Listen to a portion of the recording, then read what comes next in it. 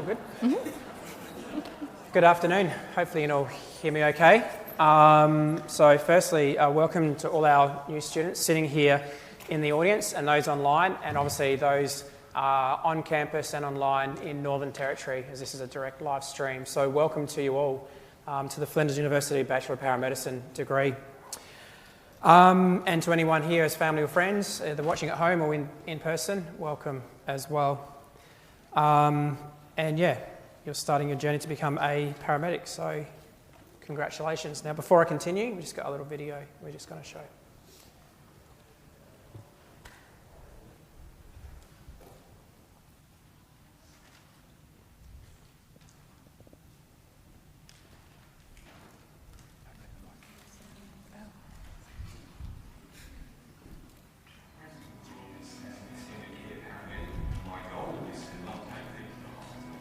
Just leave it.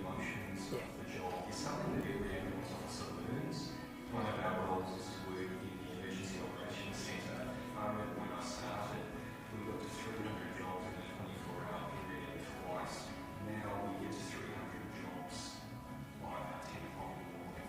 You can't go a day without having really clearly presented to you as to why your job matters. And I think that's really important. If you want to be satisfied with your work, you need to know that you can mean something to other people as well too. And this is the perfect job.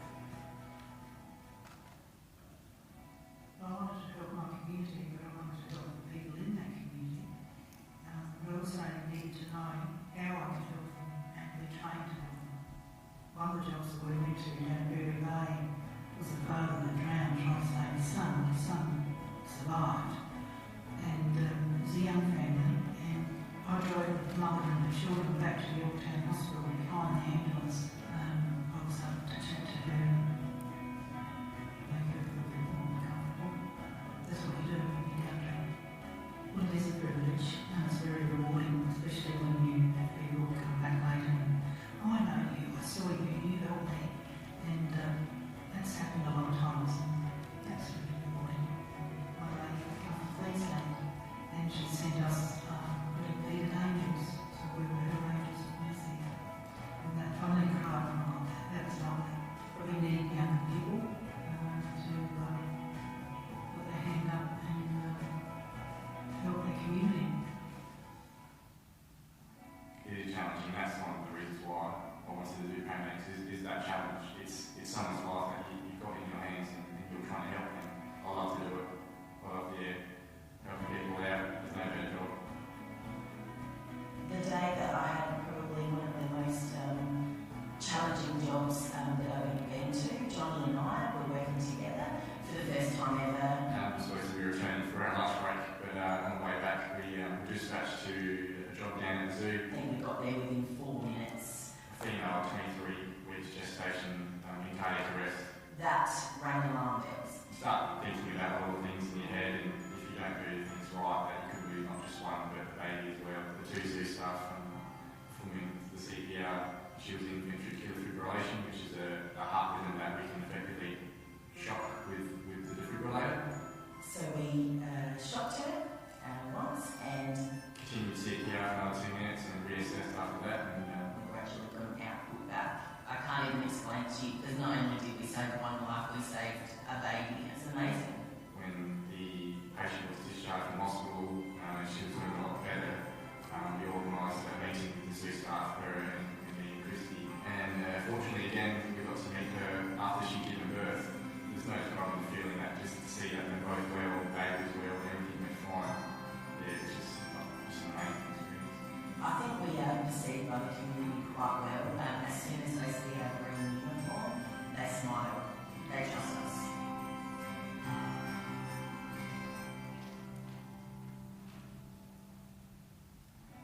Started out as my degree with ambulance service.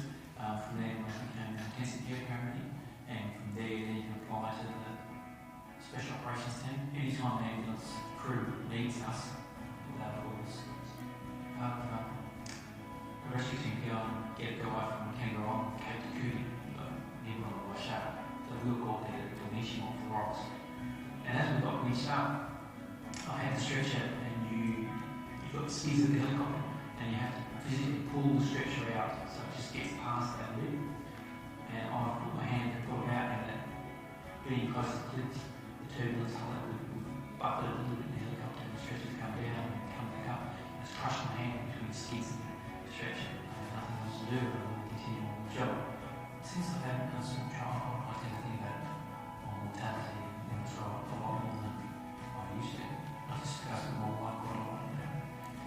Things could happen. It's part of the job, I suppose.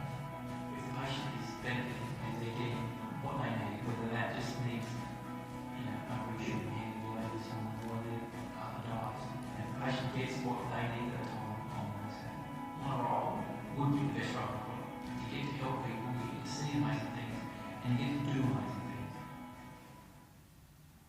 Next Our Kids is the paediatric and neonatal arm of the neuroretrieval service, which incorporates all ages. Given that tragedies are going to happen, no matter what I do about it, tragedies are going to happen. How can I best provide the best possible outcome for those patients once the tragedies occur? I was tasked to take a heart baby from Adelaide to Melbourne. He's only about 5 days old. Every time he was touched, he would become really even more unwell.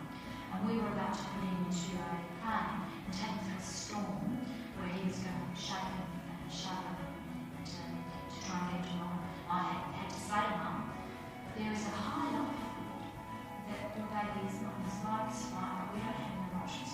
I reckon about 2 or 3 weeks later, I was working in an emergency shift, and a patient was coming back into the hospital and wrote, and went, oh, nice baby. So I picked him up, and there he was, pink and smiling and just gorgeous, absolutely gorgeous. And he was in the hospital for just stabilisation, and was discharged. And they said, he's got a gorgeous card with his face on it, and just thank you for the help. And it's still sitting on my fingerboard to remind me of, when you get it right in terms of having the health service, having the health system in South Australia respond to this child's need. Just awesome. I don't think we could have done it any better. So yeah, no, he's good. He's a motivator for me. He's on the level. You're not just saving, their life. You're saving their life.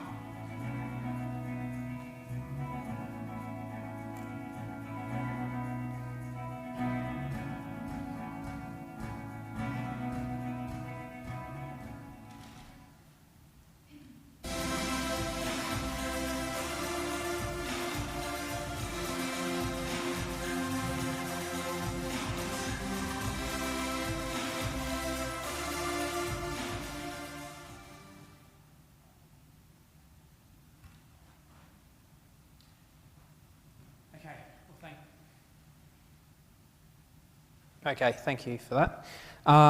So hopefully that video resonates with you a little bit. And yeah, welcome as you begin your journey to become paramedics, what is probably one of the best jobs in the world you can actually do. Good afternoon. My name is Jared Wilkinson, and I am one of your topic coordinators this semester, and I'm also the first year coordinator for the Bachelor of Paramedicine this year. With me at the moment is Chanel Bradwell, who besides co-hosting with me today and being one of your topic coordinators for the semester, she will also be assisting me with aspects of the first year coordinator role in semester 1.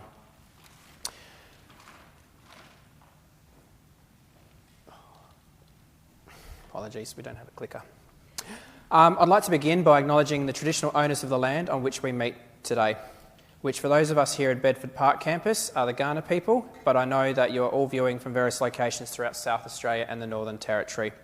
And for our special guests watching from our Darwin campus, you are meeting tonight on the lands of the Larrakia people. We also pay our respects to their elders, past, present and emerging. We want to take this opportunity to be the first to congratulate you. It is a big achievement to be admitted into this very competitive, high-quality course, and you should be very proud of yourself for making it here. Please make sure that you take some time to reflect on the hard work you've done to get here and the hard work you've put in already just to get to this point. And for family and friends, be sure to tell your loved one how proud of them you are for this achievement. We also want to welcome you to Flinders University, Welcome to the College of Medicine and Public Health, and welcome to the Bachelor of Paramedicine. You are now one of the team. What you will hopefully come to understand over the next, or the course of this afternoon, and over the next few weeks, is that the team is full of dedicated staff and students who all want you to achieve your very best and ultimately to be the best paramedic graduate that you possibly can be. As your first year coordinator, I'm just one of the many people who are here to look out for you and help you find your way in this degree and within this college and university.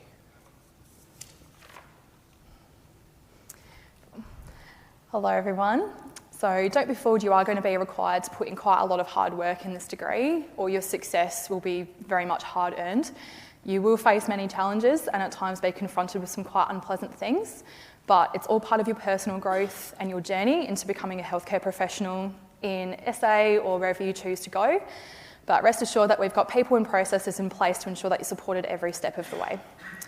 Believe me when I say that the teaching staff, we know what you're in for. I am just one of many staff members who is a current registered paramedic working for SA Ambulance Service. We've also got St John NT paramedics working with our cohort up in the Northern Territory. I know exactly what you're going to be needing to do over these next few years to prepare for a long and rewarding career and what you're in for over the course of this study, as I'm also a graduate of this very degree. So what we do have in store for you this afternoon, you'll hear from several speakers from within the degree, the university, and some external speakers via video. The session will last for approximately an hour and a half until about 1:30, and then afterwards there will be an opportunity for some questions and for you to go downstairs into the teaching suite, which I think a lot of you have already seen. There will also be the chance to interact with many of our speakers, head down to the stalls, have a go at CPR if you haven't had a chance to yet, meet our peer mentors and educators, and we've also got some light refreshments in the lobby near where you entered. So for now, just sit back and relax. We'll kick off by introducing you to our first speaker, our Vice President and Executive Dean of the College of Medicine and Public Health, Professor Jonathan Craig.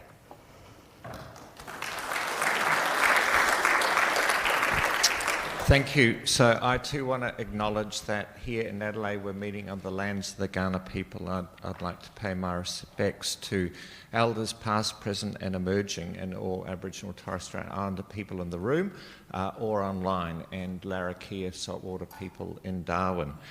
So I don't know about you, but I have seen those videos a few times now, but they always get to me because, in fact, they epitomise why I think we're all here, which is ultimately, as humans, we're value-driven people and we want to make a better place. And so I want to add my congratulations to you for getting into what is an extraordinary, wonderful degree here at Flinders. Congratulations and welcome.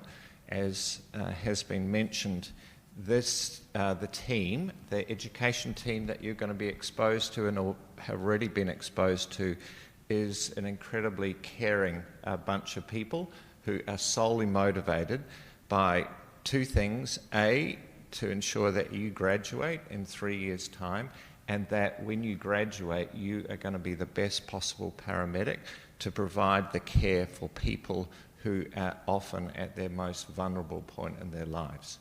So it is really an extraordinary program. It's an extraordinary bunch of teachers, and also just want to acknowledge the peer mentor team. So it's not just the teachers do care for you as individuals and your education, but also that's been transmitted to the next generation, and they provide that sort of care as well.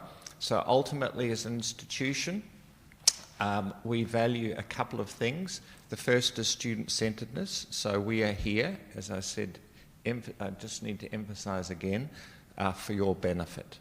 So we want to make sure that the degree that you get is absolutely aligned with what the community expects. And you've also heard that we have a lot of practicing paramedics in our program, which ensures that what you learn here is entirely fit for purpose. And the other thing is, ultimately, we're socially accountable, right? We're a publicly funded institution. We're not here primarily to, furnish our own careers. We're primarily here to ensure that the hard-earned taxpayer money that goes to your fees is absolutely delivered in the most efficient but best possible way.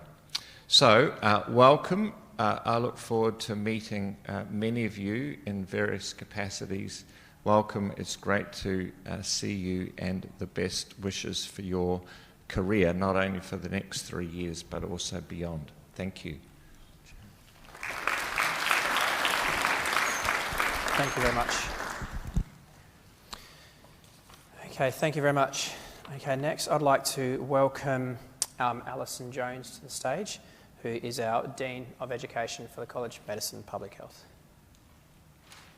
Thank you. Oh, it's a lectern for tall people. Yeah, I know. Thank you. That's awkward.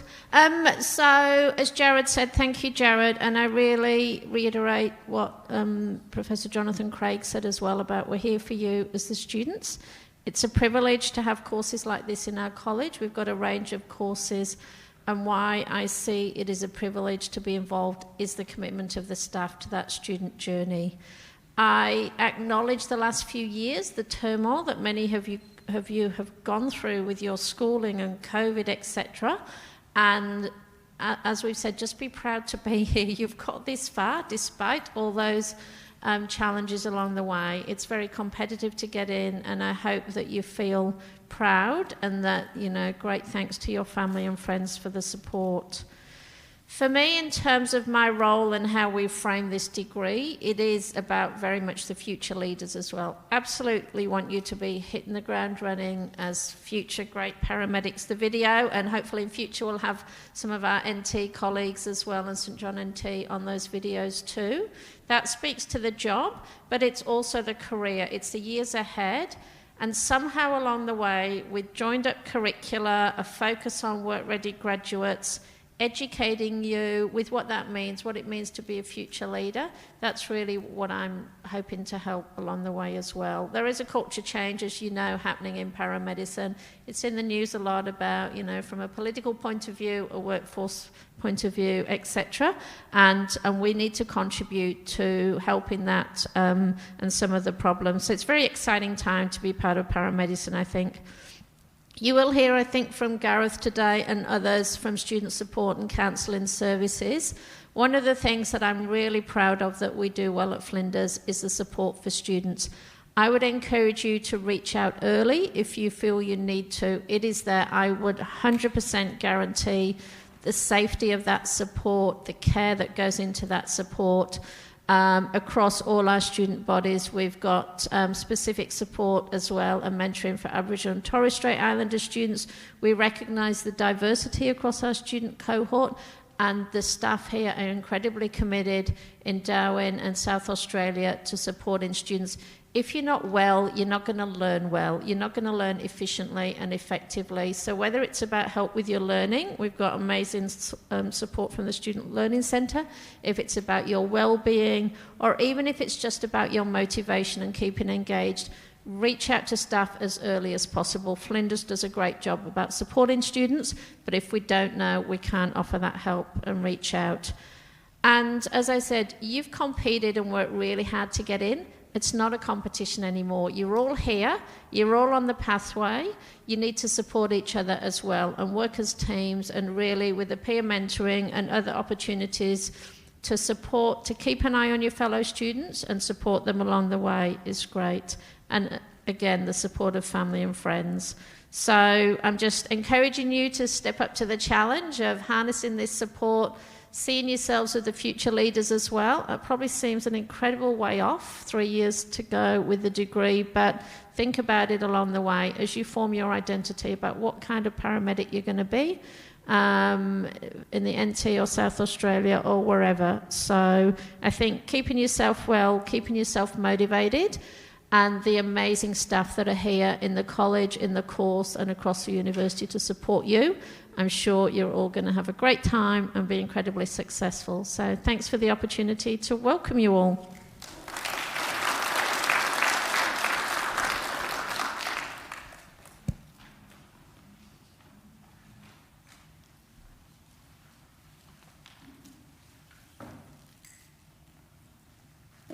Beautiful. Thank you for that, Alison.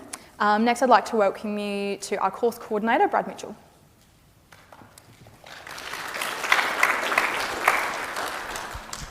Thank you.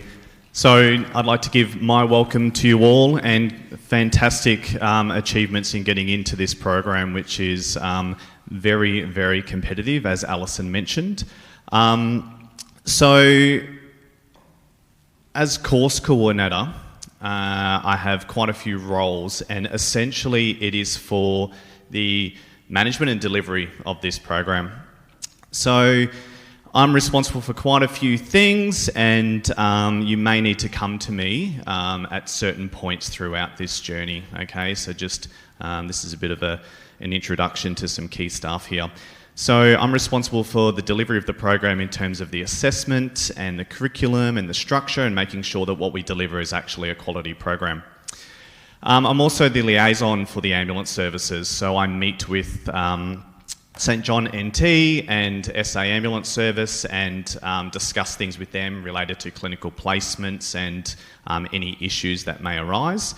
I'm also liaison with the student body, so the FUSPA representatives, who you'll meet shortly. I meet with them regularly to discuss any problems or issues or concerns that they may have throughout the degree.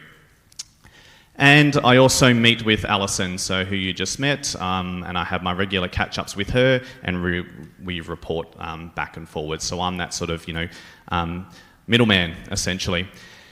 But where you may need to come to see me is around degree progression. If you have any issues, you maybe fail a topic, and we can create a study plan based on that. And maybe some people want to go part-time. So if you want to go part-time, then you need to sort of discuss that with me as well, where we can make something, I guess, bespoke to you if you can't study a full-time load for whatever reason. And hopefully you don't see me because of an issue. So unfortunately, I need to meet with students if there's any sort of behavioural problems or significant concerns on clinical placement or from classes or something like that. So then I can be, I guess, like the deputy principal or something. But just so you're a little bit aware, like you've entered Flinders University, and we talk about the college and the College of Medicine and Public Health, and it's almost like a division of the university, sort of with teaching programs, and then paramedicine as the discipline falls under that. And we have 3 delivery methods. You've heard us talk about the NT a lot, and if you went through the SATAC guide and the application, you would have known that there was the Bachelor of Paramedicine, which is the internal program, although admittedly all of you would have applied for Bachelor of Paramedic Science, but we had a name change from this year. And then we have students based in the Northern Territory and those within regional South Australia as well. So we have these 3 streams. So you may come across students within tutorials and online and stuff like that are actually not based here in Adelaide. And out of you guys coming in, bit over half are direct out of school. Okay, so then Jared mentioned the diversity of our student cohort, and 42% are made up of people that maybe have transferred from another degree or didn't come in via an ATAR or via some other admissions pathway. And the ATAR this year for a clearly in score was 96. So it's dropped a little bit over the last few years, but still really, really high score, which basically shows the popularity of this degree. And another thing just to be mindful of is registration. So paramedics are registered health professionals under AHPRA, the Australian Health Practitioner Regulation Agency, and that comes with quite a few, I guess, caveats in terms of a code of conduct and professional behaviours and those sorts of things. And it also means that as a teaching team, we have the obligation to notify AHPRA if we have concerns over a student and their ability to safely undertake the role of a health professional. So you'll see that when you go on to in-place and do compliance for clinical placements, that there's declarations and things that you need to sign there. So some tips from me is that when we spoke about support and us being quite open and assisting students where need be, we're not going to be able to support you if we don't know there's any issues. So come to us early if you do start to come across any problems, and hopefully we can rectify them. And basically, it is pretty much impossible to both study and work full-time. So if you maintain a full-time job right now, you will not be able to effectively undertake your studies with a full-time load. So you may need to, drop a topic or two, or study over 4 years or 5 years, or maybe even part-time, half-time at 6 years. So just consider that. And know that there are some classes which are really non-flexible and that you really should be attending class where you can. So most of them aren't compulsory, but hey, you're not going to learn if you're not actually in the classroom. Arrive early for classes to make the most of the time. So we've got a few sort of check-in procedures and things when you arrive in class. Just make sure that you're all sweet and ready to go, and make sure that you sort of arrive early to get a car park, because they fill up really, really quickly, especially for the first half of the semester, and you don't want to be rushing around trying to find your classroom and get lost and stressed. Another thing is you cannot have travel when you're expected to be here, which is 100% during the examination period and supplementary exam periods. So these are available on the website, and you'll see this throughout your student timetable. You're absolutely expected to be here in case you have to undertake an exam during that period. If you happen to be interstate or internationally, then you risk failing that topic. So bear that in mind, and for the next 3 years, work your social life and holidays around uni, which should technically be number one priority where it can be. Wear your uniform with pride. It's all about, like these guys in the front that you'll meet, wearing the student uniform is start of your professional identity and reputation. So paramedics wear uniform, and it starts getting you into that mindset of, joining that profession. And my last point here, and probably really can't stress this enough, is around placement compliance. So there are a range of things that you must do and things that you must meet and submit before you're able to go on clinical placement. Clinical placements are an accessible item that if you do not undertake those, you will fail your topic. Failing a topic means you cannot progress, and you will automatically add 1 year to your degree. So there's a range of things that you need to do and that you need to meet. You need to do these as soon as possible. And you can discuss this with the WIL teams, the Work Integrated Learning team, after this sort of presentation, if you've got any questions, and that's stuff around your immunisations, clearances to work with children and that sort of thing. So quite a few things that you need to action, and you need to get onto this straight away. Thanks. Thanks, Brad.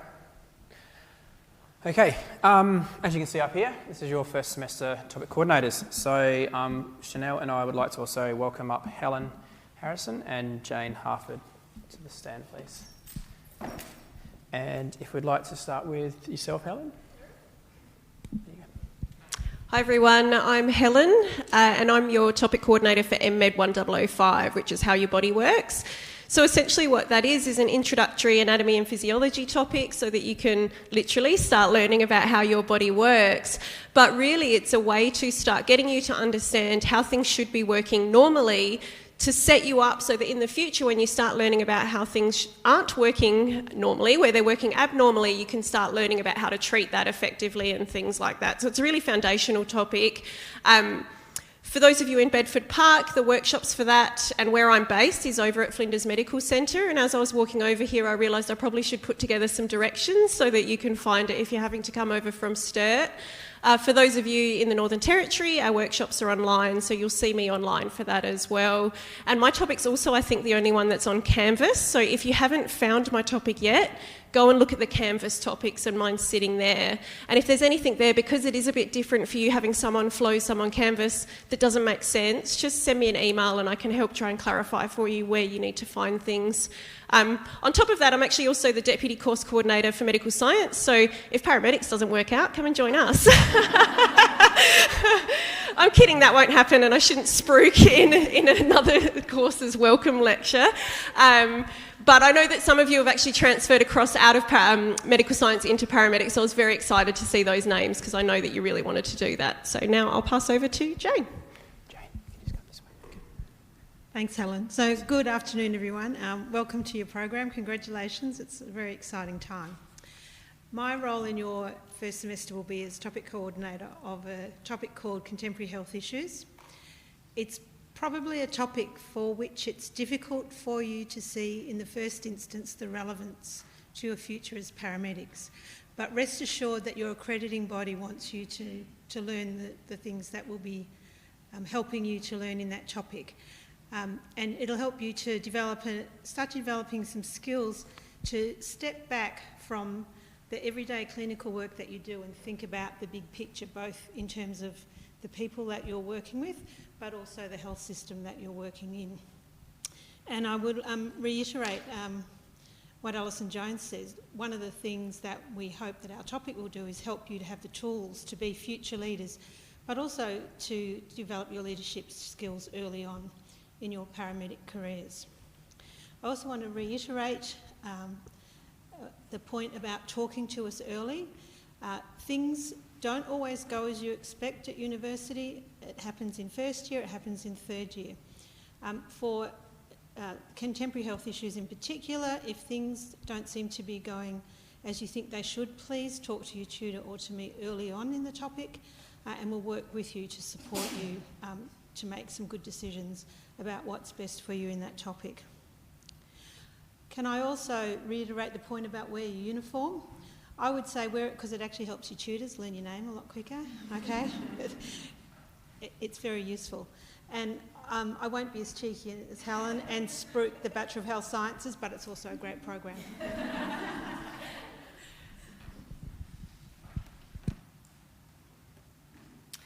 Hello everyone, I am your Para 1000 topic coordinator. This topic is the first practical one that you will experience. It's really good fun.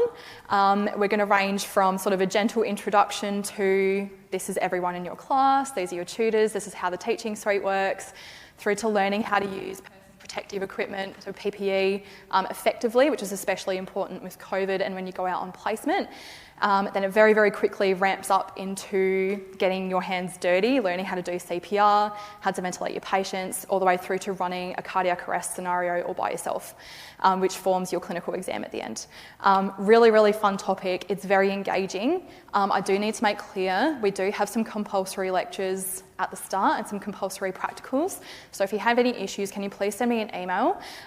It's a very, very hands-on degree, and like it's been reiterated a few times, if you don't put the work into this degree, you won't get the end point, which will be an excellent graduate ready to go out on road as a paramedic. So put the work in and you will get the rewards at the end. I'll pass on to Jared. Okay, so Para 1007, a little bit different. It's not CPR and stuff, but how fit do you think you need to be to do CPR for 10, 20 minutes? So this topic will help you find out your fitness and where you're at.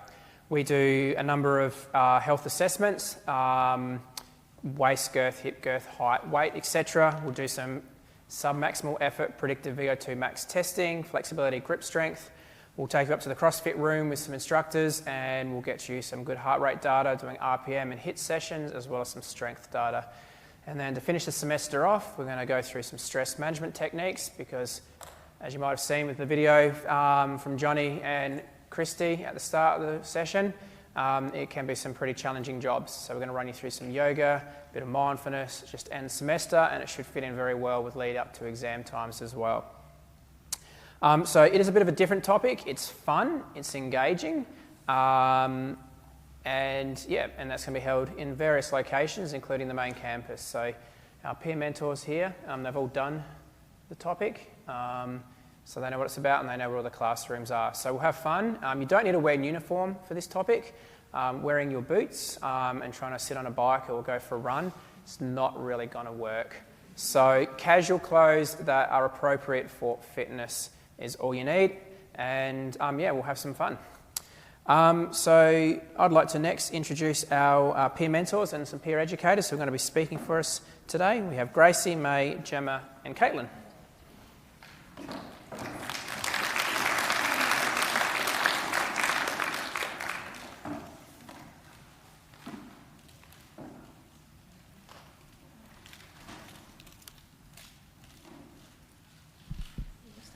Yeah, starting. Hi all, my name's May and this is Gracie. We're both third years and we met pretty much 2 years ago at our welcome session right over there, and we've been stuck together ever since. So we've been asked to give you guys a bit of a quick overview of the peer mentoring program. So the peer... Oh, you need to turn. Alrighty. So the peer mentoring program aims to help you guys out pretty much, to help you settle into uni. All your peer mentors, everyone that you'll have and you'll be set into groups are all third years, and we all remember exactly how stressful it was starting uni and starting this degree, even coming from other degrees. So we'll meet in person if you're here at Bedford Park, or if you're online. May's Darwin and I'm rural, so we'll meet online for the first 6 weeks of the semester, and then we'll continue to sort of be a touch point for any questions that you might have, any concerns, anything related to the degree. And yeah, we're super happy to answer any questions, or if we can't answer them, we'll help direct you to who will be able to help you out. So these mentoring sessions will also let you meet other people in the degree and make some friends. So lots of my friends have come from my peer mentoring group. Next week in your Para 1000 lecture, you get a chance to meet your peer mentors and you'll find out which mentor you're with, as well as meeting some of the other people in your mentor group. We hope that we can be friendly faces around campus. I know we're always happy to chat. We never stop talking. And yeah, we're happy to help you settle in. So feel free to grab us and say hi if you're not sure where you're going. That's what we're here for.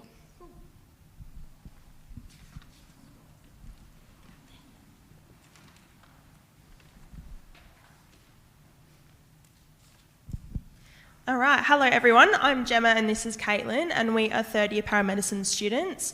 Caitlin and I are here to speak to you about the peer educator program, so very slightly different. This program allows selected second and third year students to help participate in teaching your practical classes. This will also help us assist the paramedic tutors in teaching and just overseeing your skills as well.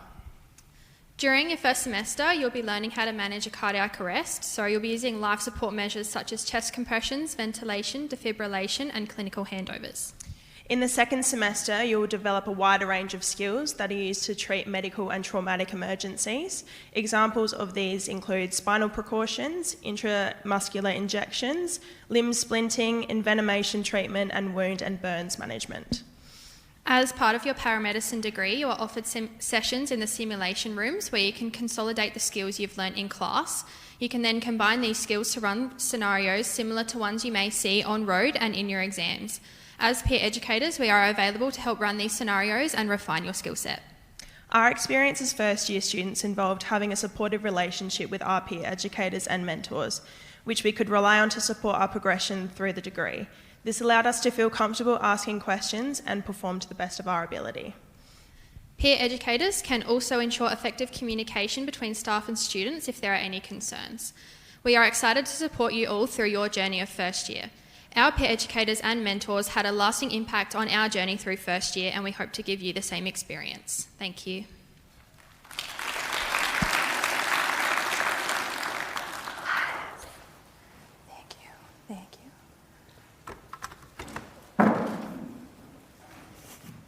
Cool. Thank you so much, guys. That was amazing. I'd like to now introduce Alicia from Young Corinthi.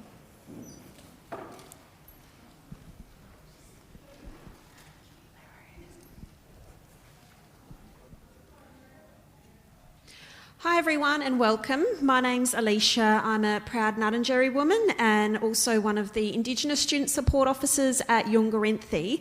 So I'm here to talk to you about the support that we provide to Aboriginal and Torres Strait Islander students here at Flinders. So Young Corinthi is a name given to us by Kaurna elders. It means to impart knowledge, to communicate and to inform. So we provide support across the student life cycle, from pre-enrolment throughout university, graduation and into employment. So we've got elders on campus. Uncle Richard Fijo is in Darwin, Auntie Pat Miller in Alice Springs, and there will be an elder on campus here in Adelaide on Bedford Park, but that's yet to be announced. So the Indigenous Student Support Officers provide support on a range of matters. It's very tailored support, involves pastoral care, advocacy, referrals, and assisting students with finding accommodation, applying for scholarships, ab-study, cadetships, employment. We run a bunch of social events throughout the year, wellbeing support, financial support, so a real diverse range of supports in place. So I'm the Student Support Officer for students in the College of Medicine Public Health, so paramedics falls within that. We've got 2 culturally safe spaces, one on the main campus, on the Bedford Park campus, and one down here at Sturt. So they're beautiful spaces. There's access to computers, printing. There's always plenty of snacks and food for students. So here's some images of the space on the main campus, and that includes the Yungarenthi in Perilla, which is a beautiful space. And then we've got the Yungarenthi at Sturt, so that's in the south wing, 2.14. I wanted to include this as well to show, I guess, the footprint. So we've also got the campus in Darwin. So these are some of the programs, or actually these are the programs that we run. So we've got a tutoring program, deadly study skills support, elders on campus. We've got some schemes for admission into university, and we run an into uni program. So this is just some information about tutoring. Basically, it's on this slide, it's a supplementary tutoring provided to our students where students are matched with a tutor who has expertise in that area. Throughout the year, we run a bunch of events, so lunches, orientation, which we had last week, wellbeing activities. There's opportunities for students to become student ambassadors, graduation, alumni events. So the Paramedicine Indigenous Mentoring Program, so that's for first year students in SA and the Northern Territory.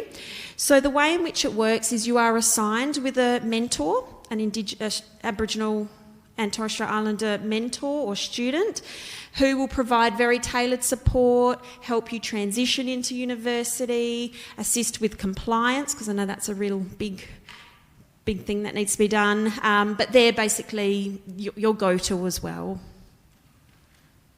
And thank you very much for listening.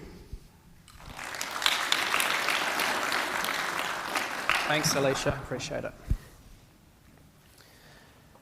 Okay, so next I'd like to present and welcome Amy Moyes Alex today from Flinders University Sport and Fitness. And Alex will be doing some teaching for you guys in my topic this semester as well. So if you want to suffer, he's your man. That's fine, wherever. Hey everyone, so my name's Alex, as Jared said, and I'm here to represent the gym on campus, Flinders Uni Sport and Fitness. But we also govern the sporting clubs, so it's a little bit different in the sense that we've got the gym, which I'll explain in a second, and then if you want a sporting club or a sporting event, where you go to there as well. So I'll just jump to the next slide. So if you haven't seen the gym yet on campus, we're on Sturt, but the gym itself's on Bedford Park campus, which sounds like it's far away, but it's literally another 60 seconds up the road. It's your second left, heading to car park 1, and you'll see our 3-level story gym. And it's a little bit of a maze. You first got the stairs, level 1's your gym, your weights room. So in there we've got bumper plates, all your pin-loaded machines, things like that. It's getting a massive reno in the next 3 months. We're going to have some of the best weightlifting gear and some of the best machines in the state, if not the nation, which would be cool. Level 2, we've got our cardio room. So we've got a HIIT space, so if you want to do F45, that sort of training, that's actually included in your membership. So we've got a bunch of different HIIT classes that are part of your membership each week on the timetable, and we're looking to add a couple of classes each month. So watch that space if you like HIIT training. We've also got the cardio room there, all the machines you'd expect a regular gym, and attached to that's the women's only gym. So if you want to train in a women's only space, that's there as well. Level 3 is where reception is. So if you come in level 1, you're going to feel a little locked out. You can't actually get into the gym in level 1. Head straight up to level 3 is the reception. From there, you head on in, you can set up your membership. And level 1's also where we've got group fitness classes. So we've got Les Mills, you've got your regular body pump. We've also got yoga. Yoga's part of your regular membership. So rather than having a gym and a yoga studio, it's all under one roof. We've also got Reformer Pilates. That's actually in addition to your membership. So if you're already doing Reformer Pilates at another gym, you can tick off the gym, you can tick off yoga and Pilates all under one roof. You've just got to extend your membership a little further into what we call our silver membership, but super cheap really for a student. And our memberships start at $7.95 a week. They have slightly jumped up. But you can see if you pay up front, it's only $90 or $310 for the year. Also on level 3, we've got a spin studio. So if you like spin classes, once again, that's included in your membership. So you don't need to go up and sign up at a spin studio, a yoga studio, or a reformer studio. It's all under one roof, and you can really access it for only $7.95 a week. Also on level 3, we've got what we call our rejuvenate space. So as well as working out, we believe in working in. We've got an infrared sauna. We've also got Normatec boots, which is basically compression pants. So if you're feeling really beat up and sore, then you can speed up recovery sitting on those and actually get some study done at the same time. And we've also got massage chairs. And as part of the hall, we've also got squash courts and a basketball court. So if you're into squash, on the basketball court, we can also set up badminton and volleyball. So any of those sports can be done in our hall. And we're also 24/7. So yeah, busy schedule, I've been there. You can get workouts done whenever you like. Sporting clubs, like I talked about, so we've got 22 different sporting clubs. And I won't list them off now. If you want to talk about them after, we're going to hang around later. And they're from the recreational level right up to national level. So our soccer club's really quite high. We've got Division 1 basketball and volleyball, but also recreational. So if you just want to have some fun with the club, a lot of clubs have that low level up to really high level, if you want to take it to that level. Youth sport, if you're already playing a sport for a club, you don't want to join one of our clubs, this is a really good opportunity to compete as Flinders Uni. So SA Challenge is actually just random standalone events where we compete against Uni SA and Adelaide Uni. So basically we put together like teams of 3 basketball or 7-a-side soccer, and you can beat the other unis. And it's a good way to meet some people and enjoy the sport and represent the uni without actually joining a club. Same deal with nationals. If you've ever heard of uni nationals, it's a good time. We're going to Gold Coast this year. We're going to take 50 to 100 athletes. Ideally, we're there for sport, but there's always parties going on each night. It's a good time. My biggest regret is not getting to more uni nationals. I'd highly recommend it. And Gold Coast should be fun. And once again, there's always these standalone events. So if you play tennis, we do a tennis tournament. The best way to track all this stuff is probably on our Instagram and our Facebook. We post that stuff regularly. And one of my favorite things is what we call our athlete development program. So this is sort of my baby. We take 60 scholarship athletes a year. So if you're a state, national, or international level athlete, or maybe you're on the cusp of breaking to a state level, we've got 60 spots. You get your gym paid for, so free membership, physio, dietetics, all that good stuff, as well as 8 hours of one-on-one training with me and our other coaches. We've got 8 hours on the gym floor, tailored programming. We tailor it to your injury history, your training background, all that stuff, sport specific. So if you're a high level athlete, I jump on our website and apply for this because it closes relatively soon. So give that one some thought. Health and wellness. This is another thing we do. We're not just the gym, we're not just the clubs. We also do wellness around campus. So we activate our green spaces. So there's a patch of grass down here, and up at the hub we set up games, volleyball, all that sort of stuff. Connect 4, and also we do yoga and Pilates just around the campus. The yoga and Pilates is a very small fee. Sometimes it's only $5 for the semester, and it's just random yoga classes and Pilates around campus.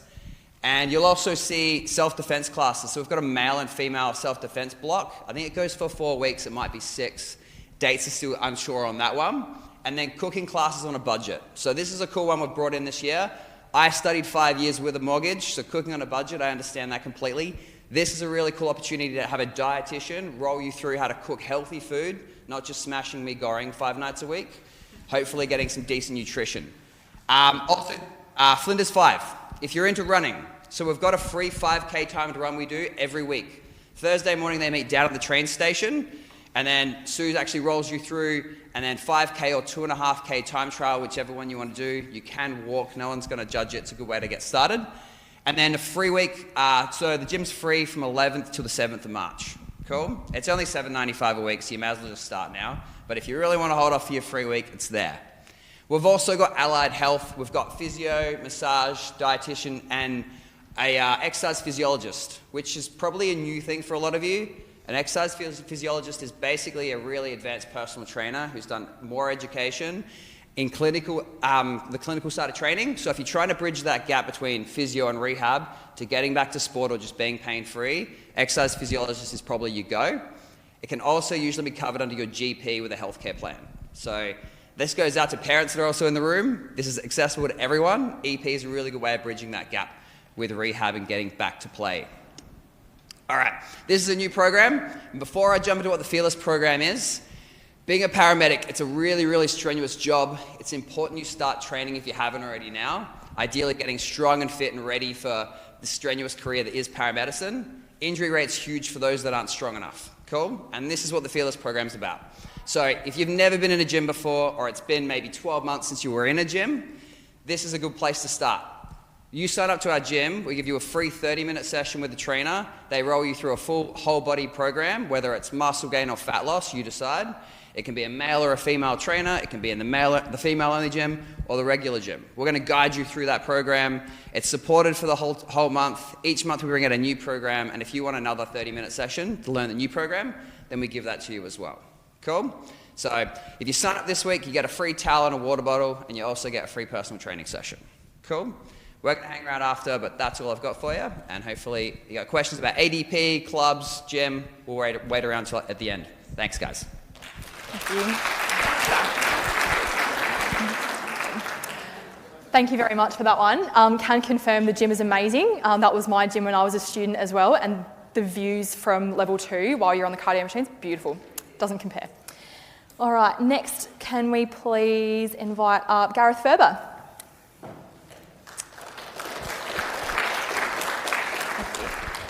Cheers. That's a tough act to follow, and I'm not sure.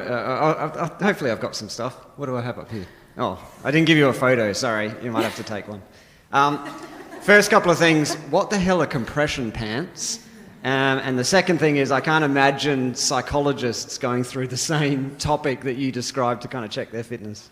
So my name's Gareth. I'm a psychologist working with health counselling and disability services. Hello to those in the NT, and obviously hello to those in the room. Congratulations on making it to this topic. I've been participating in this session the same length that you have since it started, and I kind of feel I'm almost about to study paramedicine myself. So it's obviously a good session. What I want to talk about is some of the services we offer. We're an interesting service in as much as you may or may not need us during your time as a student. We're a kind of service that is not essential for all, but essential for some. We do quite a bit. So what I've tried to do is organise it into 3 groupings of things that we provide. The first are really when you need help. It might be as simple as going to see a GP about a medical issue. It can be booking for immunisations. We'll have some people downstairs taking bookings for those who need to book themselves in for immunisations today.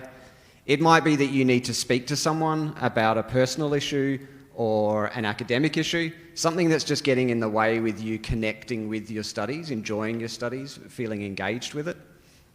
We have disability advisors, so if you come to this degree with physical health issues or mental health issues or medical issues that you think are going to impact in some way, shape or form your study experience, you can sit down with one of the disability advisors and talk about what kind of adjustments might be possible, what kinds of access to different types of software or aids might be appropriate.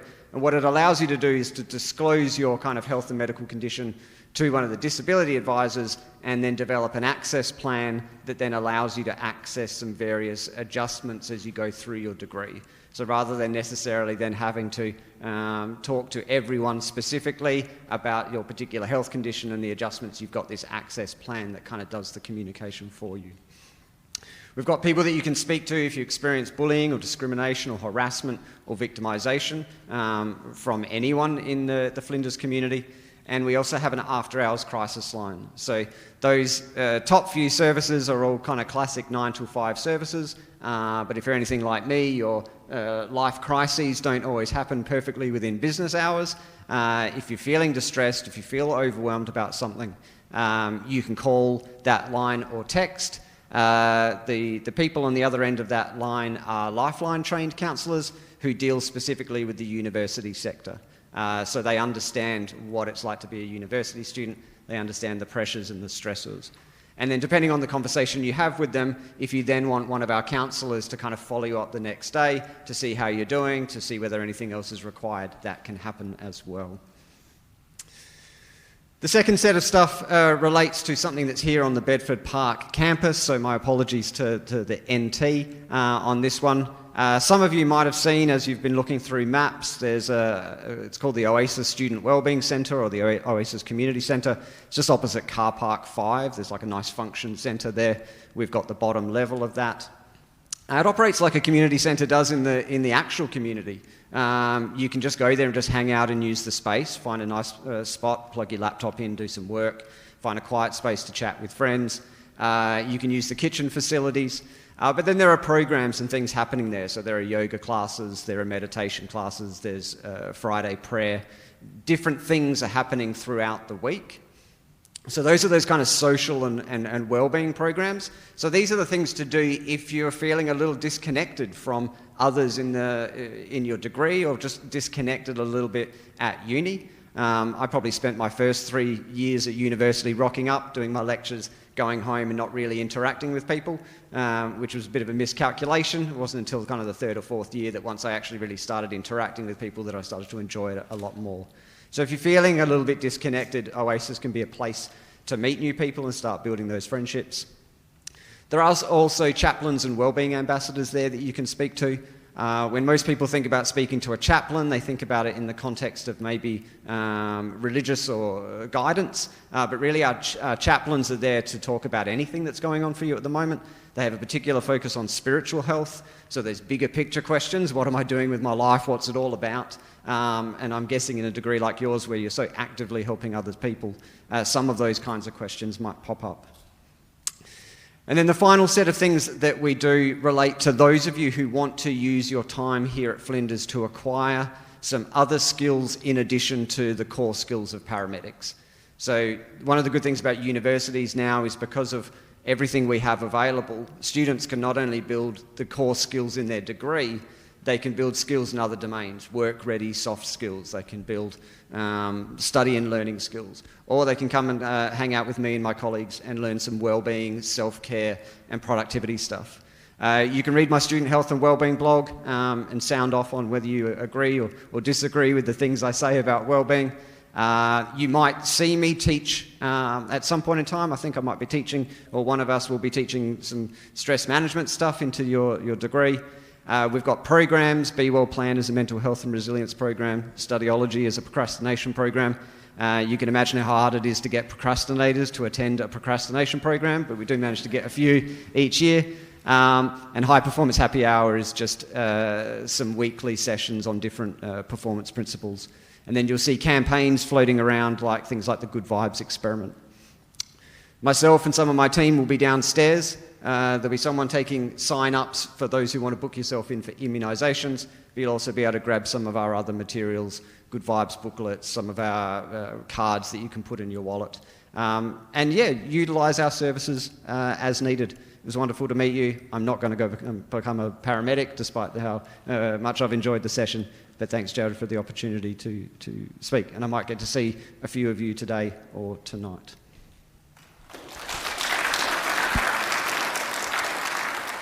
Thank you very much. Before I move on to our next speaker, definitely hit the health service up if you need them. They've got some really good services. The blog has lots of information. There's stuff happening all year round. And as been mentioned previously, if you need to reach out early, come to us. Go see Gareth or his staff. They're there to support you. And I believe most of it, if not all of it's bulk billed. Am I correct? Yeah, GP appointments are all bulk billed and there's no cost with the other consultative stuff. There you go. So if you need a GP and you live pretty close, when you spend a bit of time here, cheap GP. And they're good staff. So I'd like to bring up and welcome Jessie Shipman to the stand now. She's going to be speaking about the Pride Network.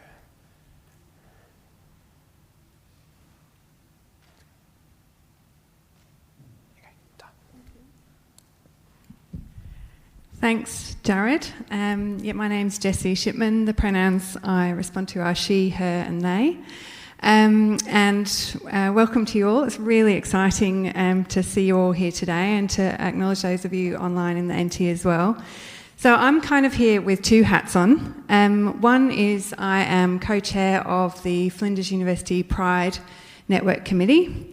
And I'm also a senior lecturer here in the College of Nursing and Health Sciences, and I've had the absolute privilege to teach into the paramedic program for 10 years now, just past my 10-year anniversary. So it's 10 years since I first took a class in the paramedic program, it's been lovely to see some of the students who've come through the topic that I teach in second year, which is critical social analysis of health. So that will come up in second year. And there's lots of crossover between my roles in terms of running the Pride Network and the teaching that I do. So the Pride Network, the goal of the Pride Network is to really lead the way as being a safe and affirming university for the LGBTQIA+ community. The community, the Pride Network is not just for people who identify as LGBTQIA+, it's for allies as well, and we really encourage you to come and sign up for the network. The network runs as an organisation to sort of make sure that the university is safe and affirming for students and staff. So our committee, the committee that we run, has both students and staff on that committee, and we have a number of really exciting events, fun activities that we run through the year for our students and staff, but also we are involved in a consultative way in terms of making sure that our systems and our processes at the university and our spaces are safe and supportive for students in terms of our facilities and our practices. So with that in mind, I guess, again, working with my two hats on, one of the things that we do at the university is trying to make sure that we're improving what we do. One of the main projects that we're working on at the moment is around self-determination and preferred names and pronouns. So you heard me there at the beginning introduce myself with my pronouns. What I would say to you is don't wait until second year. So in second year, you'll be coming through the topic Health 2101. In that topic, we look at some of the ways that you can make sure that you're going to be a really safe and inclusive practitioner as a paramedic. We know that accreditation and the APRA that Brad mentioned earlier in terms of your accrediting body, the code of conduct that governs paramedic practice requires of you that you are safe and inclusive in your practice. So we'll cover some of those key issues and things that you need to think about in second year. But rather than don't wait until then. What we're trying to do as a university is encourage you to start thinking about how you can be inclusive of your classmates. One of the really easy steps that you can do is to start to, as you introduce yourself to new classmates and to new staff over the next week or two, is to introduce yourself using your pronouns. So, and don't make assumptions about the people around you based on what they look like or based on their name. Employ that principle of self-determination, so make sure that you don't make an assumption before you know of someone's gender or their sexuality or their how they identify themselves. So if you're not sure, I encourage you to refer to people in using the they pronouns before you're absolutely certain what someone's identity is. You'll see that staff, I think most of your staff now have on their email tag their pronouns that they use, so I encourage you to start doing that on your emails too. It's just a really simple step that you can take in the first instance to engage in health safe practice in relation to gender and sexuality diversity. So that's one thing. I think that's it for now. I've got a stall downstairs, so I encourage you to come and sign up. As I say, the Pride Network is for everybody, not just for community members. Come and sign up. You'll get yourself a groovy lanyard, and you'll also be added to our team site so that you'll be able to hear about all the Pride-related updates and stuff that's going on around the university. And thanks very much for giving me the chance to chat. Thank you so much for coming.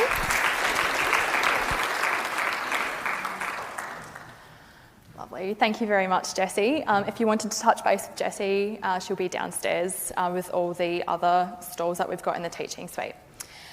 This next video is from Gabriel Hicks. He has recorded a video from Victoria as he is currently studying medicine in there. But this one is a very special video that's quite close to all our hearts here in the Paramedicine unit at Flinders.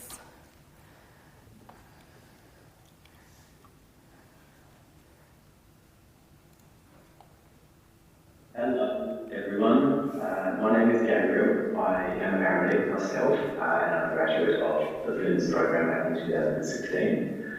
So I couldn't be there to meet you all in person, but I am here to talk to you quickly about the Staffable Opportunity Scholarship, which some of you might be eligible for. Just before I get onto that, I just did want to say congratulations firstly for getting into the course. I know it's very competitive, but much more importantly, I wanted to say to you, welcome to the ambulance family. And the reason I say that is because the ambulance community is quite unique and it's very tight-knit. And we're a community that works together very closely, and we really do care about each other. And now that you're all part of that family, we really do care about you as well. One little element of that is the Staffable Opportunity Scholarship, which was founded a few years ago by SAF and by myself. SAF was one of those kind of icons that you meet once or twice in a lifetime, who was really successful academically, really well respected in the ambulance community, and also just kind of like loved by everyone that met him. And this scholarship is a little part of his legacy here at Flinders. So the scholarship gives a modest amount of money in semester one, which you're starting right now, to help cover some of the initial costs that you're probably facing, things like uniforms, boots, vaccinations, and it's aimed at people who are facing financial hardship or financial barriers. And we set this up because we want you to be able to focus your energy right now on your studies, not on how you're going to meet those costs. Now, if you're listening and you're thinking $500 is not that much money, that's great.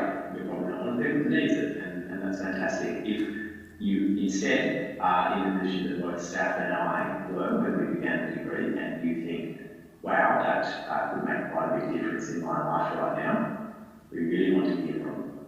And we understand that hardship can come in a lot of different forms.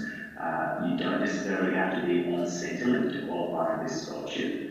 A key part of the application process is an option to write a little description or an outline of your circumstances and why this scholarship would help you. So please do apply if you think you need it. So where can you go for a bit more information? I will show you. Head to the scholarships website for Flinders, search for SAFID, and you'll find the Staffable Opportunity Scholarship, and you'll find all the information you need there. So that's really all I have to say. Once again, congratulations, welcome to the family, and good luck.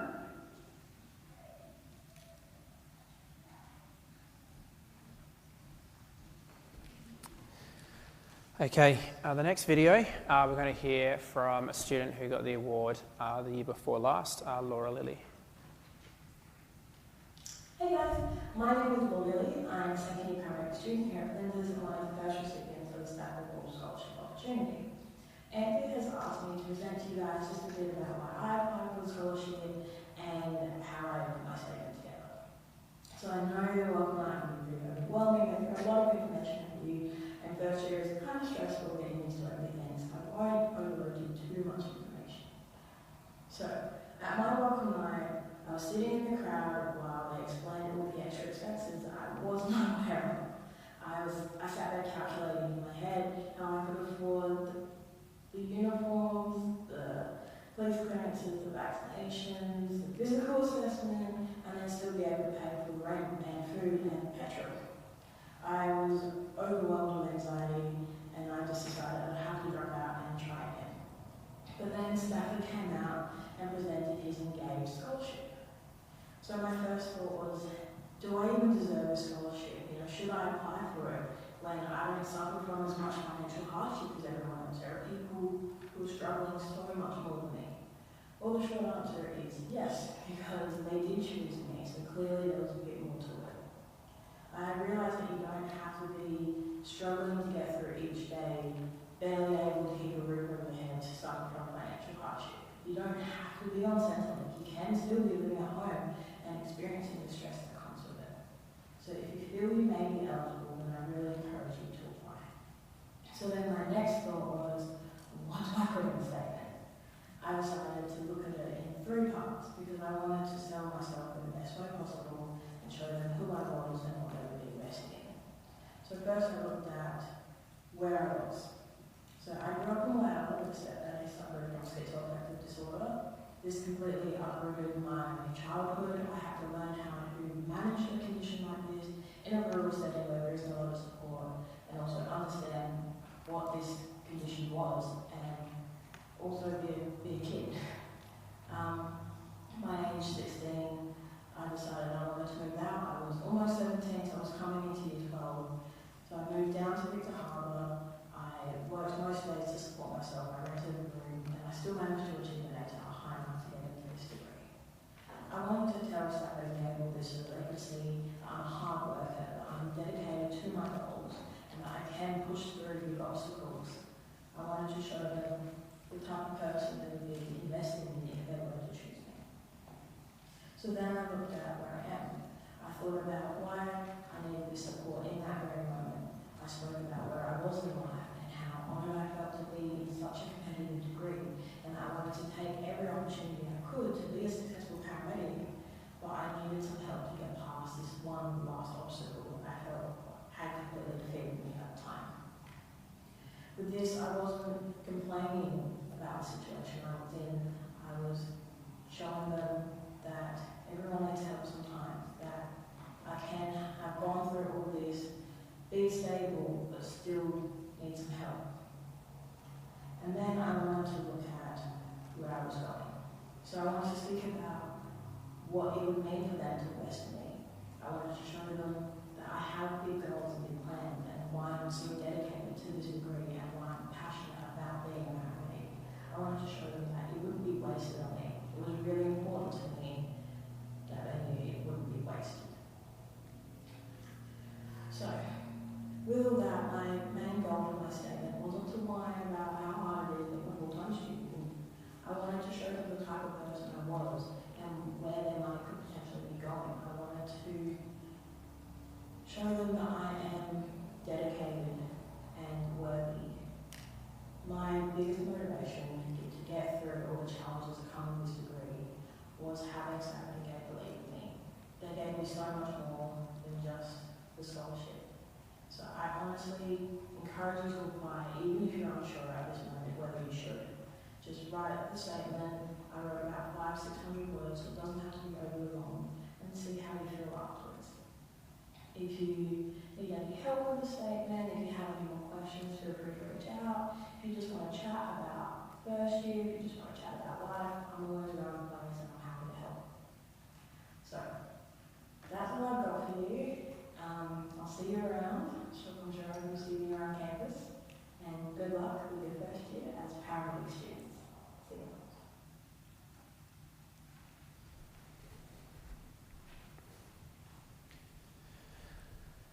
Okay, as we move on and continuing, I guess, with the scholarship fund, we now move into 4 awards that are in the Paramedicine program, in the degree program here at Flinders. So all of you are going to be eligible throughout the course of your degree. So the first award we have is a specific first year award, the Tom Sutherland Engagement Award. So this award has been established in loving memory of former first year paramedic student Tom Sutherland. Tom left a lasting impression on the paramedic science staff and his fellow students, and he was known for his commitment to study, his passion for paramedicine, mateship to fellow students, and academic excellence. And as voted by peers and the Bachelor of Paramedicine staff and first year coordinator, the first year student who displays and applies the described attributes towards their study during the first year of paramedicine at Flinders University will be awarded this engagement award. Next, we have the Australasian College of Paramedicine Award for Research Excellence. So this award recognises the vital role which research plays in the development of our discipline, the discipline of paramedicine. If you want shiny new toys to do really interesting new things and skills and give really cool drugs, you need to do the research behind it to support it and show evidence that it works, it's safe and it's effective. So this is all about advancing patient care outcomes. This award recognises a student who demonstrates excellence in research while undertaking the paramedicine degree at Flinders University. And the prize will be awarded to the student enrolled in the Bachelor of Paramedicine who gains the highest overall grade in the topic Para 3004, Research Fundamentals for Contemporary Paramedicine. So this is not something you guys are going to see in the next year or two. This is something you're going to do in your last semester at university with us. Our third award, we have the Russell Liston Award for Paramedic Clinical Excellence. So the Russell Liston Award for Paramedic Clinical Excellence was established in 2012 in memory of Russell Liston, an exceptional paramedic and a true professional. To his family, he was much loved and he is greatly missed. To his friends, he was loyal and always great fun. To his colleagues, he was an intelligent, highly skilled paramedic and natural leader. To his students, he was an outstanding educator and mentor, and he took great pride in the development of his students. And to his patients, he was professional, confident and caring. The Russell Liston Award for Paramedic Clinical Excellence will be bestowed at the completion of each academic year to a graduating paramedicine student in the final year of the Bachelor of Paramedicine, who demonstrates the most outstanding clinical excellence during their clinical placements with SA and NT. And finally, as you've already heard, we had the Stafford Wolf Opportunity Scholarship. We also have the Stafford Wolf Paramedic Graduate of the Year Award. So this award has been established in honour of 2019 graduate Stafford Wolf. Stafford left a lasting impression on his peers and the paramedicine staff. Throughout his time as a student, Stafford demonstrated the characteristics and attributes consistent with those of an outstanding paramedic. As well as having a strong record of academic achievement and a high level of clinical competence, Stafford showed great compassion to all members of the community. He was courageous and resilient to challenging life experiences and demonstrating an unwavering level of energy and enthusiasm for life and everything he pursued, especially his mountain biking. He was also a genuinely friendly person. Stafford was passionate about progressing the paramedic profession through his tireless engagement with professional groups and ongoing personal professional development. As voted by their peers and selected by the Bachelor of Paramedicine staff, the student in their final semester of study at the Flinders University Bachelor of Paramedicine who displays and applies the described attributes throughout their study will be awarded the Stafford Wolf Graduate of the Year Award. Okay. So next I would like to introduce from the Flinders University Student Paramedics Association, we have Matilda, Tommy and Patrick.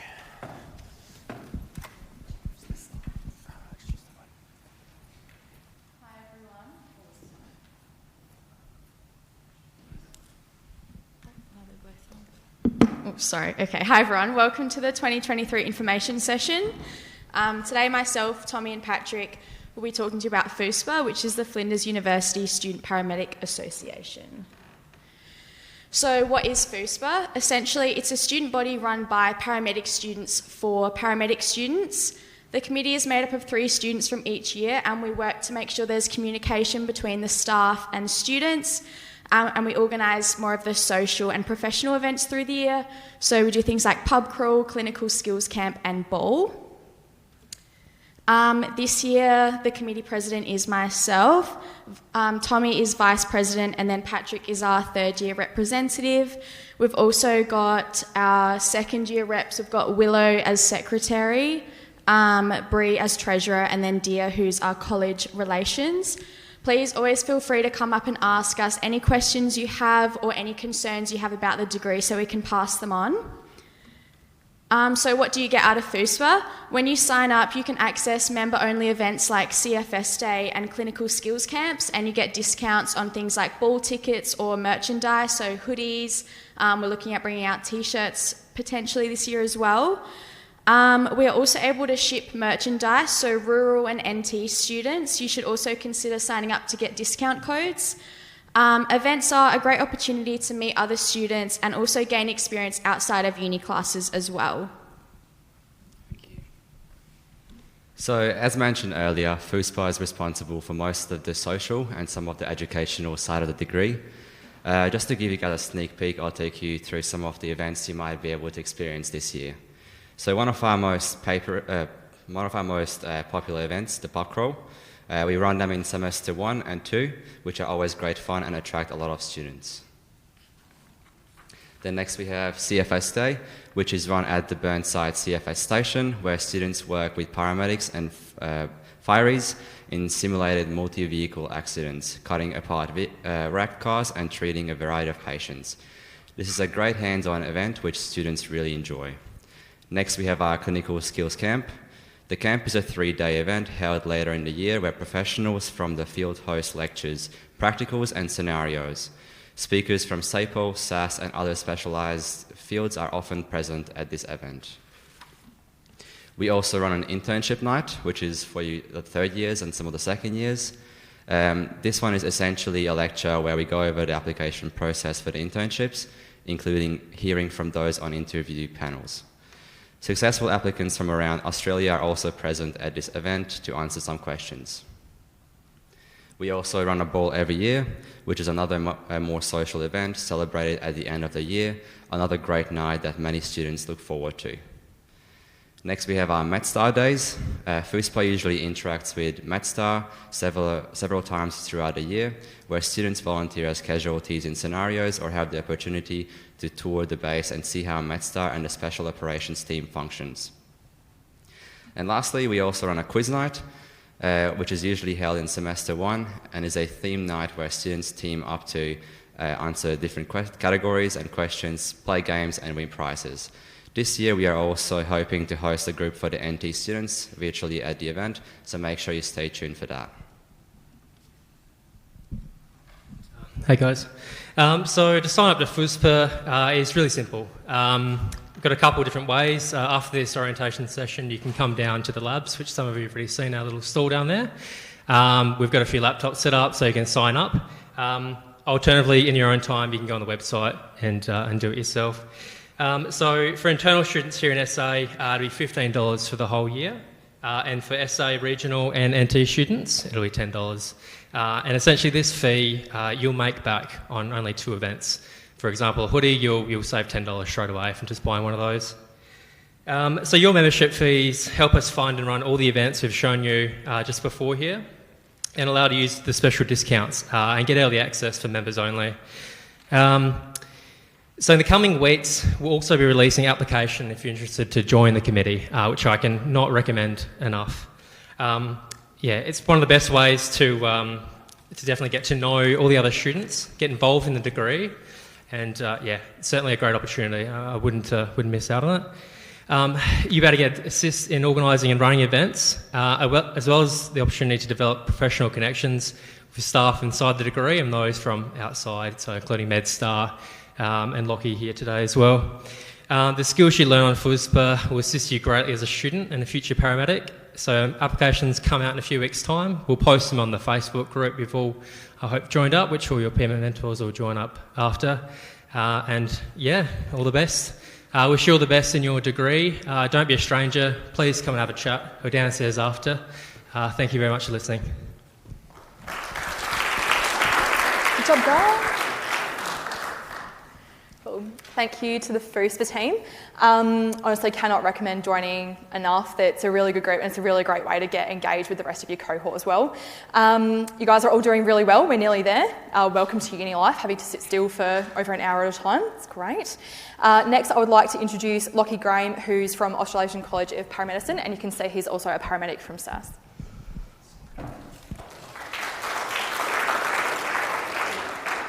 Good afternoon, everyone. Thank you very much for having me. It sounds very quiet. So, as mentioned, my name's Lockie Graham. I'm here with my Australasian College of Paramedicine hat on. I'm the chair for South Australia here. And really, we're an extension of FUSPA, so an extension of the crew that you heard from earlier. Before I get stuck into this, welcome to Flinders University and congratulations on making it this far. You're probably well aware as to how competitive it is to get into this profession as a whole, but more specifically how to get into Flinders University. It still has one of the highest admission rankings getting about, so well done, good on you. So the college. So we're the peak professional organisation for paramedics both here in Australia and over in New Zealand. We have sort of four main pillars that we focus our attention on.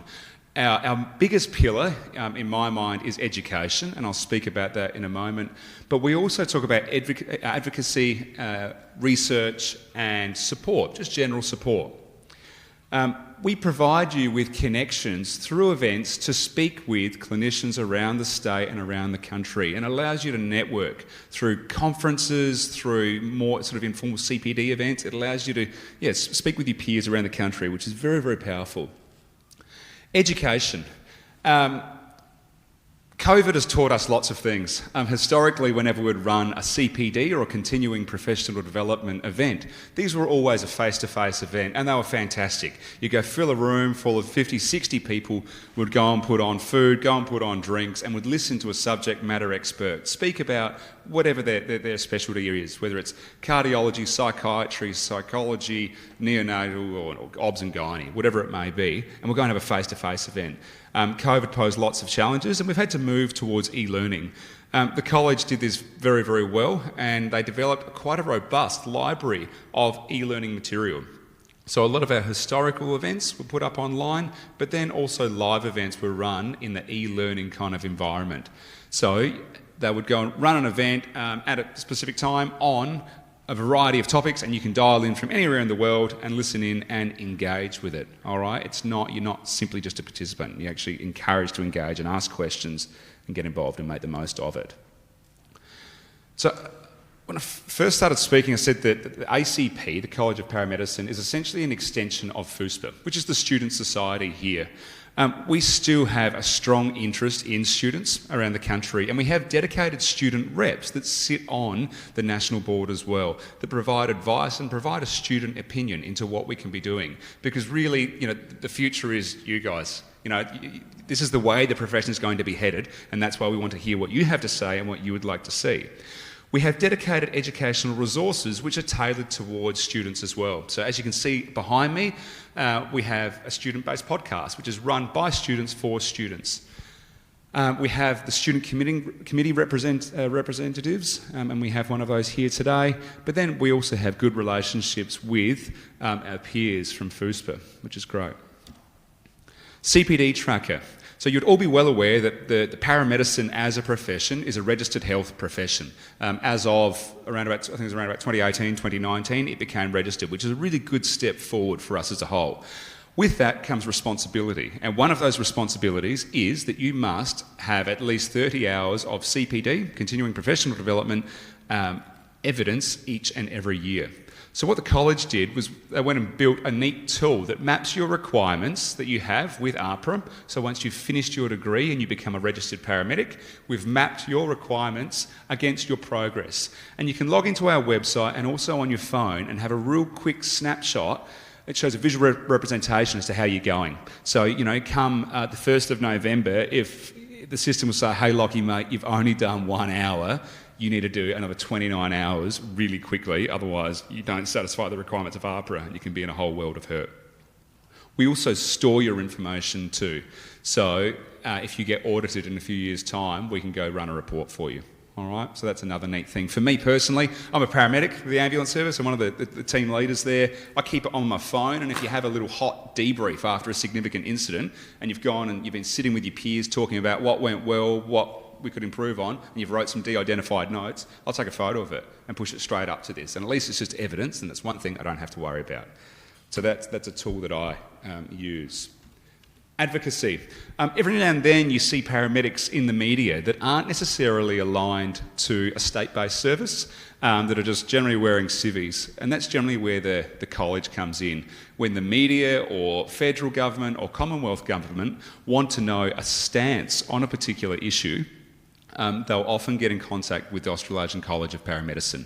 And you'll see our chair, Ryan Lovett, every now and then on the media, on the 7pm project or whatever it may be, providing a paramedic opinion on a specific topic. But we're here to advocate for the profession as a whole. So member benefits, I've already said advocacy lots of times. You get access to our CPD events. So here in South Australia, we have a really good working relationship with Genesis Care. Genesis Care provide cardiology services to a variety of hospitals, but in the city it's St Andrew's Hospital. We try and run events there where we'll go and have a panel of cardiologists and we'll talk about a specific case or talk about a specific ECG, and watching cardiologists fight, it's fantastic because everyone's got their own opinion. We'll do all sorts of different events. Then we have networking opportunities, which is something that I'm quite passionate about, because gone are the days where you go and do the degree here at Flinders University and you go work for a state-based service. There are so many opportunities out there, whether that's in the private sector, whether that's working for the mines, whether that's working for defence, whether that's working in the tertiary education sector like this. The profession is growing and we help you network with other people who have already navigated those challenges. So it's really cool. Provide wellbeing, resources, scholarships. We spoke about some of those earlier today. We have a lot of commercial arrangements with lots of different, companies, everything from the Iconic through to Guild Insurance. So members get discount if you want to go buy some clothes online, you can buy some clothes with discount, or you want to get your professional indemnity insurance, you can get that a bit cheaper too. So that's pretty well it. You've heard from a lot of people today wanting you to join up. I want you to join up to the college. For students, we charge $25 a year. That gives you access to all of the full fee paying member resources, electronic resources, and it gives you discount at a lot of our events that we go and run. So feel free to join up. It's $25 a year compared to ongoing full fee paying membership, which is just over $300. So it's quite a substantial saving. There's a QR code up on the screen. Even if you just go and Google us, you'll be able to find us. If you have any questions, concerns, queries, speak to any of your staff here or your teachers at the university, or speak to FUSPA people. Or if you're out on placement and you happen to see me kicking about, feel free to come up. I'm more than happy to chat. That is all. Any questions? Thanks, Locke. Thank you.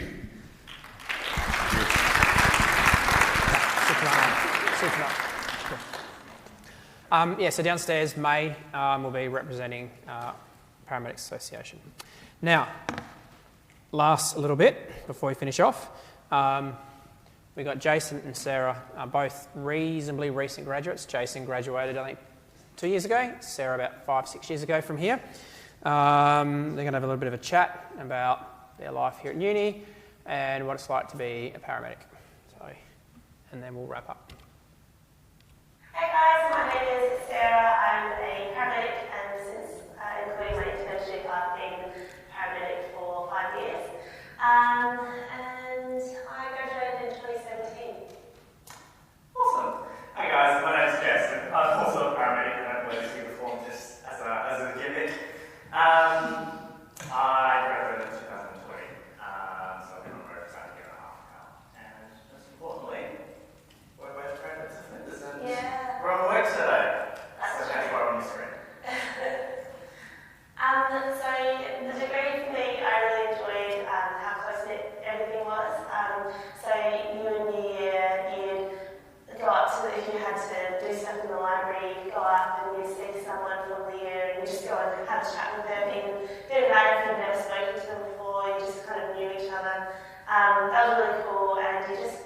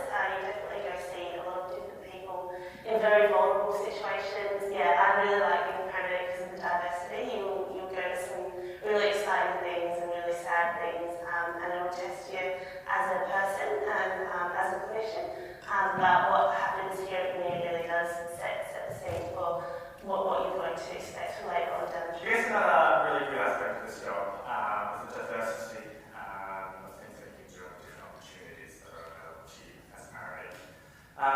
Like I said, I'm only a year and a half out of university, with a year of that taken up with an internship, which is really good supportive. But in the last 6 months, I've had quite a few opportunities to do overtime, supporting sporting events. I've also worked as a relieving paramedic on Kangaroo Island as well. So that's really quite fun and sort of different working environment. Working with volunteers, sort of pushing yourself outside your comfort zones. I think throughout SAS, there's lots of opportunities, not just Kangaroo Island, but across the entire state. If you want it, they're there for you to push yourself and take those onto you. I guess also touching on the opportunity side of things as well. The paramedicine degree at Flinders doesn't tailor you to SAS.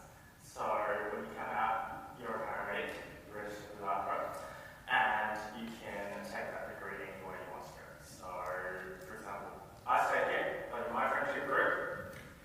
One went to America and is currently working in Texas for an ambulance company there. Absolutely crazy scope, but it's great. You can also take it to New Zealand. I've got friends also in London at the moment as well. So it's a job and a degree where you're not constrained to Australia-wide. Paramedics are in demand all across the world. So if you want to travel, if you want to see the world, if you want to experience things, this is the job for you.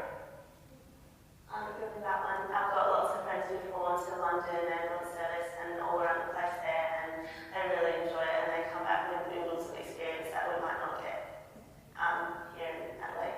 So if I had one piece of advice to give you guys or myself, even as a first year, it would be to don't stress too much, just enjoy the process. Uni was actually, looking back on it, a really fun time, and it was not as stressful as I made it out to be. In some ways, I thought I was the worst student ever, and I just couldn't get things, and I just was not a very smart person. But I got there in the end, and you will learn stuff, and you're very like the whole time you're there. But you will honestly stop laughing. This is serious. You will get there, put the work in, enjoy your time. Keep in touch with your friends. It's going to be it's the only time that you only make some really good friends. And it's the only time that you've been with them all the time, almost every week in these 3 years. So once you go out, obviously I've made some lifelong friends that I still keep in touch with today, but I hardly ever get to see them as much. So yeah, just really enjoy it and keep your friends close while you're here. I would say a pretty similar thing, to be honest. Initially, when I started the degree, I was a nervous wreck.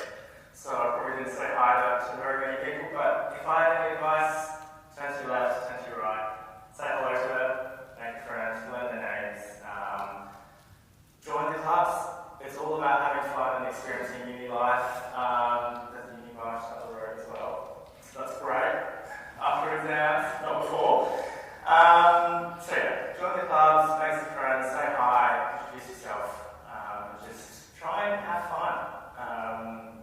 The next 3 years are going to be, they're going to fly by. They're going to fly by. And don't be afraid to put yourself out there, because I was afraid, and I had a few regrets that I didn't get to do all the things that I kind of wanted to do, but I was a bit too nervous to do. So put yourself out there. You never know how you're going to do till you try.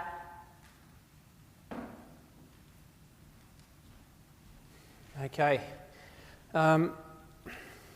Last little bit as Chanel and I wrap up. You've heard some speakers about services and opportunities offered and available to you here today. Hopefully you've learned a little bit. I think I will reiterate what Sarah and Jason just said. You've only got 3 years here for your undergraduate program, all going well. In 3 years' time, you'll all come out as paramedics and you're going to scatter around Australia and New Zealand, overseas. Enjoy your time here. It goes really, really quick, as though it might not feel like an hour. It goes super quick, and you'll get to your point in life where I am, and you'll go, where'd the last 15 years go? It goes like that. Thank you very much. Welcome to the Paramedicine family. Welcome to the degree at Flinders. And I'll see you around. And there will be catering just in the room behind us. And we've got the stalls downstairs, FUSPA, Australasian Paramedics Association, all the guest speakers, we've got staff down there. If you haven't already seen it, then we've got the CPR demonstrations, equipment demonstrations. Go and interact, have fun, and meet some of the peer mentors and peer educators and get to know each other. Thank you. Just before you all run away, I'm so sorry. You were all very, very keen and excited when you arrived this morning and we weren't prepared. So in your welcome bags, you are actually supposed to have this document. So, well, when I say document, it's a wad of documents. This is from the WIL team, the Work Integrated Learning team. Okay, this is your Bible on compliance. You're going to be so sick of us saying that word by the end of next week. So this is your ticket to everything that you need to do for compliance. If you don't have this in your welcome bag, can you please go down to the teaching suite, into the room where all the stalls are. The WIL team have got a stall there and they've got a big container full of these documents, all right? Can you please all grab one?